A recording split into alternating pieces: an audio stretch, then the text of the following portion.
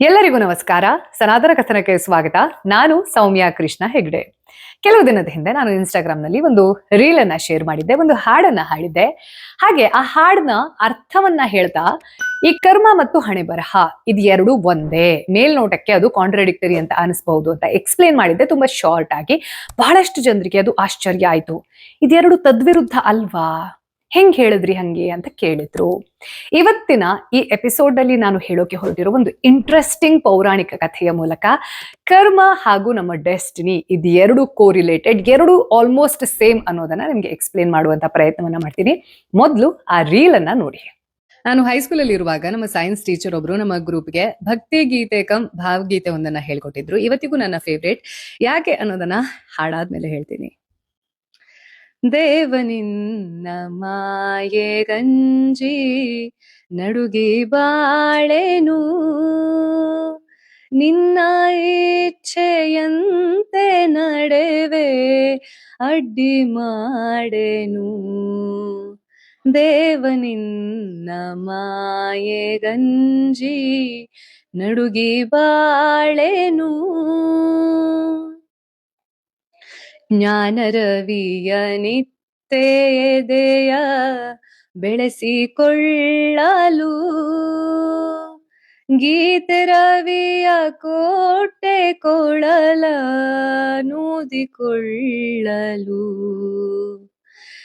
ಎಲ್ಲವನ್ನೂ ಕೊಟ್ಟಿರುವೆ ಏನ ಬೇಡಲಿ, ಜಗವನೆ ನಗೆ ಬಿಟ್ಟಿರುವೆ ಏಕೆ ಕಾಡಲಿ. ದೇವ ನಿನ್ನ ಮಾಯೆ ಗಂಜಿ ನಡುಗಿ ಬಾಳೆನು, ನಿನ್ನ ಇಚ್ಛೆಯಂತೆ ನಡೆವೆ ಅಡ್ಡಿ ಮಾಡೆನು. ಈ ಎರಡು ಸೆಂಟೆನ್ಸ್ ಮೇಲ್ನೋಟಕ್ಕೆ ಕಾಂಟ್ರಡಿಕ್ಟರಿ ಅಂತ ಅನಿಸುತ್ತೆ, ಆದ್ರೆ ಕರ್ಮಯೋಗ ಜೊತೆಗೆ ಸರೆಂಡ್ರೆನ್ಸ್, ಶರಣಾಗತಿ ಅಂತಂದ್ರೆ ಹೇಗಿರ್ಬೇಕು ಅನ್ನೋದಕ್ಕೆ ಇದು ಎಕ್ಸಾಂಪಲ್ ಅನ್ನ ಹೇಳುತ್ತೆ. ಹಾಗೆ ಭಗವದ್ಗೀತೆಯಲ್ಲಿ ಶ್ರೀಕೃಷ್ಣ ಪರಮಾತ್ಮ ಪ್ರಸಾದ ಬುದ್ಧಿ ಅನ್ನೋದ್ರ ಬಗ್ಗೆ ಒಂದು ಮಾತನ್ನ ಆಡ್ತಾನೆ. ಅಂದ್ರೆ ನಮ್ಮ ಜೀವನದಲ್ಲಿ ಏನೇ ಬಂದ್ರೂ ಕೂಡ ಅದನ್ನ ಪ್ರಸಾದ ಅನ್ನೋ ರೀತಿಯಲ್ಲಿ ಸ್ವೀಕರಿಸಿದ ತಕ್ಷಣ ಹೆಂಗ್ ಬಂದ್ರೂ ಲೈಫ್ ಪರವಾಗಿಲ್ಲ ಅನ್ನೋದು ಶರಣಾಗತಿ ಅಲ್ಲ. ನೀನ್ ಏನೇ ಕೊಟ್ರು ನಾನು ಪ್ರಸಾದದ ಹಾಗೆ ತಗೊಳ್ತೀನಿ, ಆದ್ರೆ ಐ ವಿಲ್ ಮೇಕ್ ಶ್ಯೂರ್ ಅದನ್ನ ಬೆಟರ್ ಮಾಡಕ್ಕೆ ನನ್ನ 100% ನಾನು ಕೊಡ್ತೀನಿ. ಯಾರೆಲ್ಲ ದೇವ್ರಿಟ್ಟಂಗೆ ಇಟ್ಬಿಡ್ಬರ್ನ ಅಂತ ಹೇಳ್ತಾರೆ, ಇಟ್ಸ್ ನಾಟ್ ಸರೆಂಡ್ರೆನ್ಸ್. ಅದ್ ಏನೇ ಕೊಟ್ರು ನಾನು ಅದನ್ನ 100% ಎಫರ್ಟ್ ಅಲ್ಲಿ ಬೆಟರ್ ಮಾಡಕ್ ಟ್ರೈ ಮಾಡ್ತೀನಿ. ಎಟ್ ದ ಸೇಮ್ ಟೈಮ್ ಹೆದರ್ಕೊಂಡು ಬದುಕೋದಿಲ್ಲ. And this is called surrenderance. ಇದನ್ನ ಇನ್ನ ನಿಮ್ಗೆ ಅರ್ಥ ಆಗೋ ರೀತಿಯಲ್ಲಿ ಹೇಳ್ಬೇಕು ಅಂತಂದ್ರೆ ಒಂದು ವೆರಿ ಇಂಟ್ರೆಸ್ಟಿಂಗ್ ಕಥೆಯನ್ನ ಹೇಳ್ತೀನಿ. ಮಹಾಭಾರತದಲ್ಲಿ ಅಷ್ಟು ದೊಡ್ಡದಾಗಿ ಇದನ್ನ ಇಲಾಬರೇಟ್ ಮಾಡಿಲ್ಲ, ಬಟ್ ಭಾಗವತದಲ್ಲಿ ಈ ಪರೀಕ್ಷಿತ ರಾಜನ ಕಥೆ ಅನ್ನೋದು ವೆರಿ ಇಂಟ್ರೆಸ್ಟಿಂಗ್. ಹಾಗೆ ಈ ಅಶ್ವತ್ಥಾಮನ ಪರ್ಸನಾಲಿಟಿಯನ್ನ ನಾನು ಎಕ್ಸ್ಪ್ಲೇನ್ ಮಾಡ್ತಾ ಒಂದು ಎಪಿಸೋಡ್ ಅನ್ನ ಮಾಡಿದ್ದೆಲ್ಲ, ಅದರಲ್ಲಿ ಈ ಪರೀಕ್ಷಿತ ಯಾರು, ಹಾಗೆ ಪಾಂಡವರ ಏಕೈಕ ಕೊಡಿಯಾಗಿ ಇವನು ಕೃಷ್ಣನ ವರದಾನದಿಂದ, ಲಿಟ್ರಲಿ ಕೃಷ್ಣ ಉತ್ತರೆಯ ಗರ್ಭದಲ್ಲಿ ಪರೀಕ್ಷಿತ ರಾಜನನ್ನ ಬದುಕಿಸ್ಕೊಳ್ತಾನೆ, ಆ ಶಿಶುವನ್ನ ಬದುಕಿಸಿಕೊಳ್ತಾನೆ. ಸೊ ಅರ್ಜುನನ ಡೈರೆಕ್ಟ್ ಮೊಮ್ಮಗ ಪರೀಕ್ಷಿತ ರಾಜ. ಹಾಗೆ ಈ ಪರೀಕ್ಷಿತ ರಾಜನಿಗೂ ಕಲಿಯುಗಕ್ಕೂ ಕಲಿ ಪುರುಷನಿಗೂ ತುಂಬಾ ದೊಡ್ಡ ಸಂಬಂಧ ಇದೆ. ಅದನ್ನ ಇನ್ನೊಂದಿನ ಸಪರೇಟ್ ಆಗಿ ಹೇಳ್ತೀನಂತೆ. ಸೊ ಪಾಂಡವರ ಏಕೈಕ ಮೊಮ್ಮಗನಾಗಿರುವಂತಹ ಪರೀಕ್ಷಿತ ರಾಜ ಅತ್ಯಂತ ಧರ್ಮದಿಂದ ಶ್ರೀಮಂತವಾಗಿ ತನ್ನ ರಾಜ್ಯವನ್ನ ನೋಡ್ಕೊಳ್ತಾ ಇರ್ತಾನೆ. ಪ್ರಜೆಗಳೆಲ್ಲರೂ ಕೂಡ ಅವನನ್ನ ಪ್ರೀತಿ ಮಾಡ್ತಾ ಇರ್ತಾರೆ. ಒಂದು 60 ವರ್ಷದ ಸಮಯದಲ್ಲಿ ಒಂದು ವೆರಿ ಫ್ರೂಟ್ಫುಲ್ ಲೈಫ್ ಅಂತ ಹೇಳ್ತಾರಲ್ವಾ, ಅದನ್ನ ನಡೆಸ್ತಾ ಇರುವಾಗ ಎಲ್ಲ ರಾಜ್ರಿಗೂ ಹಿಂದಿನ ಕಾಲದಲ್ಲಿ ಇರೋ ಹಾಗೆ ಇವನಿಗೂ ಬೇಟೆ ಹುಚ್ಚು ತುಂಬಾ ಇರತ್ತೆ. ತನ್ನ ಪಂಗಡ ಎಲ್ಲ ಕಟ್ಕೊಂಡು ಒಂದಿನ ಹಿಂಗೆ ಒಂದು ದೊಡ್ಡ ಅರಣ್ಯಕ್ಕೆ ಹೋಗ್ತಾನೆ.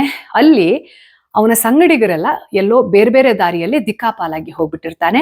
ರಾಜ ಅದೆಷ್ಟೇ ಹುಡುಕಿದ್ರು ಕೂಡ ಅವತ್ತು ಅವನ ಬ್ಯಾಡ್ ಲಕ್ಕೋ ಏನೋ ಒಂದೇ ಒಂದು ಪ್ರಾಣಿ ಸಹ ಅವನ ಕಣ್ಣಿಗೆ ಬೀಳೋದಿಲ್ಲ. ಊಟದ ಸಮಯ ಆಗತ್ತೆ, ನನ್ನ ಸಂಗಡಿಗರು ಎಲ್ಲಿ ಹೋಗಿದ್ದಾರೆ ಅನ್ನೋ ಫ್ರಸ್ಟ್ರೇಷನ್ ಬೇರೆ, ಈ ಕಡೆ ನೋಡಿದ್ರೆ ಬೇಟೆ ಆಡಕ್ಕೆ ಯಾವುದೇ ಪ್ರಾಣಿ ಸಿಗ್ತಾ ಇಲ್ಲ ಅನ್ನೋ ಒಂಥರ ಹತಾಶೆ ಬೇರೆ. ಇದೆಲ್ಲದರ ನಡುವೆ ಅವನು ಹಂಗೆ ಮುಂದೆ ಸಾಕ್ತಾ ಇರ್ಬೇಕಿದ್ರೆ ದೂರದಲ್ಲಿ ಒಂದು ಋಷಿಯ ಆಶ್ರಮ ಅನ್ನೋದು ಕಾಣಸಿಗತ್ತೆ. ಅದು ಕಾಣ್ತಾ ಇದ್ದ ಹಾಗೆ ಅವನಿಗೆ ಒಂದು ಮೃಗ ಅನ್ನೋದು ಕೂಡ ಕಣ್ಣಿಗೆ ಬೀಳತ್ತೆ. ಬಾಣವನ್ನ ಹೂಡ್ತಾನೆ, ಗುರಿ ಇಟ್ಟು ಬಾಣ ಇನ್ನೇನು ಆ ಮೃಗವನ್ನ ಹೊಕ್ಕಿರತ್ತೆ, ಆದ್ರೆ ಅದು ಕಣ್ಮರೆ ಆಗ್ಬಿಡತ್ತೆ. ಎಲ್ಲಿ ಹೋಯ್ತು ಈ ಪ್ರಾಣಿ ಅಂತ ಹುಡ್ಕೊಂಡು ಆಶ್ರಮದ ಹತ್ರ ಹೋಗ್ತಾನೆ. ಅಲ್ಲಿ ಒಬ್ಬ ಋಷಿಗಳು ಕಣ್ಣನ್ನ ತೆರೆದಿಟ್ಕೊಂಡು ತಪಸ್ಸನ್ನ ಮಾಡ್ತಾ ಇರ್ತಾರೆ. ಅವರ ಹೆಸರು ಶಮಿಕ ಮಹರ್ಷಿ. ಅವಾಗ ಮಹಾರಾಜ ತುಂಬಾ ವಿನಯದಿಂದ ಕೈ ಮುಗಿದು, ಋಷಿಗಳೇ, ಇಲ್ಲಿ ಯಾವ್ದಾದ್ರು ಪ್ರಾಣಿ ಬಂತ, ಏನಾದ್ರೂ ಆಯ್ತಾ, ನಾನು ಒಂದು ಬಾಣ ಹೂಡಿದ್ದೆ, ಅದು ಕಾಣಿಸ್ತಾ ಇಲ್ಲ, ನಂಗೆ ತಿಳಿಸ್ಬಹುದಾ ನೀವು ಅಂತ ರಿಕ್ವೆಸ್ಟ್ ಮಾಡ್ಕೊಳ್ತಾನೆ. ಆದ್ರೆ ಶಮಿಕರು ಯಾವುದೇ ಮಾತನ್ನ ಆಡೋದಿಲ್ಲ. ಯಾಕೆ ಅಂದ್ರೆ ಅವರು ತೀರಾ ಗಾಢವಾಗಿರುವಂತಹ ತಪಸ್ಸಿನಲ್ಲಿ ಲೀನ ಆಗಿರ್ತಾರೆ. ಆದ್ರೆ ರಾಜನಿಗೆ, ಆಗ್ಲೇ ಹೇಳಿದ್ದೆ ತಾನೇ, ಅವನಿಗೆ ಸಮಯಕ್ಕೆ ಸರಿಯಾಗಿ ಊಟ ಸಿಕ್ಕಿರೋದಿಲ್ಲ, ಸಂಗಡಿಗರೆಲ್ಲ ದಿಕ್ಕಾಪಾಲಾಗಿ ಬೇರೆ ಬೇರೆ ಕಡೆ ಪಾರ್ಟ್ ವೈಸ್ ಆಗ್ಬಿಟ್ಟಿರ್ತಾರೆ. Hungry man is an angry man. ಏನಿದು, ನಾನು ಈ ದೇಶದ ರಾಜ, ನಾನು ಇಷ್ಟು ವಿನಯವಾಗಿ ಇವ್ರ ಹತ್ರ ಕೇಳ್ಕೊಳ್ತಾ ಇದ್ರು, ಕಣ್ ಬಿಟ್ಕೊಂಡು ನೋಡ್ತಾ ಇದ್ದಾರೆ ವಿನಃ ನನ್ಗೆ ಉತ್ತರ ಕೊಡ್ತಾ ಇಲ್ಲ ಅಂತ ಹೇಳಿ ಎಲ್ರಿಗೊಂದು ಬ್ಯಾಡ್ ಟೈಮ್ ಅಂತ ಇರುತ್ತೆ. ಅದು ಅವತ್ತು ಪರೀಕ್ಷಿತ ರಾಜನದ್ದಾಗಿರುತ್ತೆ. ತುಂಬಾ ಸಿಲಿ ಆಗಿರೋ ಒಂದು ಆಕ್ಟ್ ಅನ್ನ ಮಾಡ್ತಾನೆ ಪರೀಕ್ಷಿತ ರಾಜ. ಪಕ್ಕದಲ್ಲಿ ಒಂದು ಹಾವು ಸತ್ತೋಗ್ಬಿಟ್ಟಿರತ್ತೆ. ಈ ಋಷಿ ಬೇಕಂತ ಮೋಸ್ಟ್ಲಿ ನನ್ಗೆ ಉತ್ತರ ಕೊಡ್ತಾ ಇಲ್ಲ, ಇವರು ನಿಜವಾಗ್ಲೂ ತಪಸ್ಸಲ್ಲಿ ಇದಾರೋ ಇಲ್ವೋ ಅಂತ ಚೆಕ್ ಮಾಡ್ಬೇಕು ಅಂತ ಹೇಳ್ಬಿಟ್ಟು, ಈಗ ಸಾಮಾನ್ಯವಾಗಿ ನಾವ್ ಎಚ್ಚರ ಇರುವಾಗ ಹಾವ್ಗಿವ್ ಏನಾದ್ರು ಮೈಗೆ ಹಾಕಿದ್ವಿ ಅಂದ ತಕ್ಷಣ ಒಂದ್ಸತಿ ಹಿಂಗೆ ರಾವ್ ಹೊಡೆದೋಗ್ಬಿಡುತ್ತೆ, ಕಿರ್ಚಾಡ್ಬಿಡ್ತೀವಿ. ಅದನ್ನ ಚೆಕ್ ಮಾಡ್ಬೇಕು ಅನ್ನೋ ಕಾರಣಕ್ಕೋಸ್ಕರ ಶಮಿಕ ಮಹರ್ಷಿಗಳ ದೇಹದ ಮೇಲೆ ಪರೀಕ್ಷಿತ ರಾಜ ಅಲ್ಲೇ ಸತ್ತಿರುವಂತಹ ಹಾವನ್ನ ತೆಗೆದು ನೇತ್ ಹಾಕ್ತಾನೆ. ಆದ್ರೆ ಯಾವುದೇ ಚಲನ ವಲನ ಅನ್ನೋದು ಕಾಣಿಸ್ತೇ ಇರೋದಿಲ್ಲ. ಆದ್ರೂ ಅವನಿಗೆ ಕೋಪ ಬರುತ್ತೆ, ಈ ವ್ಯಕ್ತಿ ಬೇಕಂತಾನೆ ಮಾಡ್ತಾ ಇರ್ಬೇಕು ಅಂತ ಹೇಳ್ಬಿಟ್ಟು ಹಾಗೆ ಸತ್ತ ಸರ್ಪದ ಶವವನ್ನ ಋಷಿಯ ದೇಹಕ್ಕೆ ಬಿಟ್ಬಿಟ್ಟು ಮುಂದುವರೆದು ಹೋಗ್ಬಿಡ್ತಾನೆ. ಇಲ್ಲಿ ವಾಪಸ್ಸು ತನ್ನಪ್ಪ ಈ ರೀತಿ ಕೂತ್ಕೊಂಡಿರೋದನ್ನ ನೋಡೋದು ಯಾರಪ್ಪ ಅಂತಂದ್ರೆ ಅವರ ಮಗ ಶೃಂಗಿ ಅಂತ. ಅವನು ಚೋಟುದ್ದ ಬಾಲಕ ಆಗಿದ್ರು ಕೂಡ ಮಹಾನ್ ತಪಸ್ವಿ. ಜಸ್ಟ್ ಬ್ರಹ್ಮದೇವರಿಂದ ಒಂದು ವರವನ್ನ ಪಡ್ಕೊಂಡು, ತುಂಬಾ ಚಿಕ್ಕ ವಯಸ್ಸು ಅಂತ ಹೇಳಲಾಗತ್ತೆ, ಭಾಗವತದಲ್ಲಿ ಎಕ್ಸ್ಪ್ಲೇನ್ ಮಾಡಿರೋ ಪ್ರಕಾರ 5-6 ವರ್ಷ. ಆ ಹುಡುಗ ಬಂದು ನೋಡ್ತಾ ಇರ್ಬೇಕಿದ್ರೆ ತನ್ನ ತಂದೆಯ ದೇಹದ ಮೇಲೆ ಸತ್ತ ಹಾವಿನ ಶವವನ್ನ ಯಾರು ಬೇಕು ಅಂತ ಹಾಕಿರೋ ಹಾಗೆ ಕಾಣಿಸುತ್ತೆ. ಹಾಗೆ ತನ್ನ ದಿವ್ಯ ದೃಷ್ಟಿಯಿಂದ ನೋಡಿದಾಗ ಅವನಿಗೆ ಎಲ್ಲಾ ಕತೆ ಗೊತ್ತಾಗತ್ತೆ. ಪರೀಕ್ಷಿತ ರಾಜನಿಗೆ ಇಷ್ಟು ಅಹಂಕಾರವೇ? ಅವನ ರಾಜ್ಯದಲ್ಲಿ ಆಶ್ರಯ ಪಡ್ತಾ ಇರುವಂತಹ ನನ್ನ ತಂದೆ ಶಮಿಕ ಮಹರ್ಷಿಗಳು ಎಷ್ಟು ಶ್ರೇಷ್ಠ ತಪಸ್ವಿಗಳು ಅನ್ನೋದನ್ನ ತಿಳ್ಕೊಳ್ಳದೆ ಅಹಂಕಾರದಿಂದ ಈ ಕ್ಷುಲ್ಲಕ ಕೆಲಸವನ್ನ ಮಾಡಿ ಹೋಗಿದ್ದಾನೆ ಅಂತಂದ್ರೆ ಅವನಿಗೆ ಸರಿಯಾಗಿ ಶಾಸ್ತಿಯನ್ನ ಮಾಡ್ಬೇಕು ಅಂತ ಹೇಳ್ಬಿಟ್ಟು ಆ ಕೋಪದ ಕೈಗೆ ಬುದ್ಧಿಯನ್ನ ಕೊಟ್ಬಿಟ್ಟು ಒಂದು ಕೆಟ್ಟ ಶಾಪವನ್ನ ಕೊಟ್ಬಿಡ್ತಾನೆ ಶೃಂಗಿ. ಏನು, ಇವತ್ತಿನಿಂದ ಸರಿಯಾಗಿ 7 ದಿನಕ್ಕೆ ಯಾವ ವ್ಯಕ್ತಿ ಪರೀಕ್ಷಿತ ರಾಜ ನನ್ನ ತಪಸ್ವಿ ತಂದೆಯ ದೇಹದ ಮೇಲೆ ಸತ್ತ ಸರ್ಪವನ್ನ ಹಾಕಿ ಅಹಂಕಾರವನ್ನ ತೋರಿಸಿದಾನೋ ಅದೇ ಸರ್ಪದ ಜಾತಿಯ ಮೂಲಕ ಪರೀಕ್ಷಿತ ರಾಜ ಸತ್ತು ಹೋಗಲಿ ಅಂತ ಪ್ರೋಕ್ಷಣ್ಯವನ್ನ ಮಾಡಿ ಶಾಪವನ್ನ ಕೊಟ್ಬಿಡ್ತಾನೆ. ಇದೆಲ್ಲ ನಡೀತಾ ಇರ್ಬೇಕಿದ್ರೆ ಶಮಿಕ ಮಹರ್ಷಿಗಳಿಗೆ ಎಚ್ಚರ ಆಗತ್ತೆ. ಅವ್ರು ತುಂಬಾ ನೊಂದ್ಕೊಳ್ತಾರೆ. ಏನಪ್ಪಾ, ಏನ್ ಮಾಡ್ಬಿಟ್ಟೆ ನೀನು? ಒಬ್ಬ ಮಗ ಆಗಿ ತಂದೆ ಗೌಮಾನ ಆದ್ರೆ ಕಷ್ಟ, ಹೌದು. ಆದ್ರೆ ಇಷ್ಟು ವರ್ಷಗಳ ಕಾಲ ಪ್ರಜೆಗಳನ್ನ ತನ್ನ ಮಕ್ಕಳಂತೆ ನೋಡ್ಕೊಂಡಂತಹ ಧರ್ಮಿಷ್ಠ ರಾಜನ ವಿರುದ್ಧವಾಗಿ ಇಂಥ ಶಾಪವನ್ನ ಕೊಡೋದ ನೀನು? ಧರ್ಮವನ್ನೇ ಸತ್ತೋಗ್ಲಿ ಅನ್ನೋ ರೀತಿಯಲ್ಲಿ ಶಾಪ ಕೊಟ್ಟಿಯಲ್ಲ ನೀನು. ನನ್ನ ಮಗ ಆಗಿ ಮಾಡೋ ಕೆಲಸ ಅಲ್ಲ ನೀನು. ನೀನು ಯಾವಾಗ್ಲೂ ಸತ್ಯನೇ ನುಡಿತಿದ್ದೀಯಾ, ಹಾಗೆ ನೀನು ತಪಸ್ವಿ, ನಿನ್ನ ಮಾತು ನಿಜ ಆಗತ್ತೆ. ಆದ್ರೆ ನನಗೆ ತುಂಬಾ ದುಃಖ ಆಗ್ತಾ ಇದೆ ಇದರಿಂದ. ನಮ್ಮ ರಾಜ ಯಾರು ಅಂಥ ಧರ್ಮಿಷ್ಠ, ಅವ್ರನ್ನ ಕಳ್ಕೊಳ್ತೀವಿ ಕೇವಲ 1 ವಾರದ ಒಳಗಡೆ ಅಂತ. ಆವಾಗ ತಂದೆ ಮಾತನ್ನ ಕೇಳಾದ್ಮೇಲೆ ಆ ಶೃಂಗಿಗೆ ಸ್ವಲ್ಪ ಬೇಸರ ಆಗತ್ತೆ, ಪಶ್ಚಾತ್ತಾಪ ಕೂಡ ಆಗತ್ತೆ. ಆದ್ರೆ ಕೊಟ್ಟಿರೋ ಶಾಪವನ್ನ ಯಾರದ್ರೂ ಕೂಡ ವಾಪಸ್ ತೆಗೆದುಕೊಳ್ಳೋಕೆ ಸಾಧ್ಯನೇ ಇಲ್ಲ. ಆದ್ರೆ ಒಂದು ಸುದ್ದಿಯನ್ನ ಮುಟ್ಟಿಸ್ತಾರೆ ಪರೀಕ್ಷಿತ ರಾಜನಿಗೆ. ಅವಾಗ ಪರೀಕ್ಷಿತ ರಾಜನಿಗೆ ವಾಪಸ್ ಹೋದ್ಮೇಲೆ ಅವನೇ ಆಲೋಚನೆ ಮಾಡಿರ್ತಾನೆ, ನಾನು ಆ ಕೋಪದಲ್ಲಿ ಅಹಂಕಾರದಲ್ಲಿ ಆ ರೀತಿ ಒಬ್ಬ ಋಷಿಗೆ ಅವಮಾನ ಮಾಡಬಾರ್ದಿತ್ತೇನೋ ಅಂತ ಅನ್ಸಿರುತ್ತೆ. ಆದ್ರೆ ನಾನು ಹೇಳ್ದೆ ಅಲ್ಲ, hungry man is an angry man.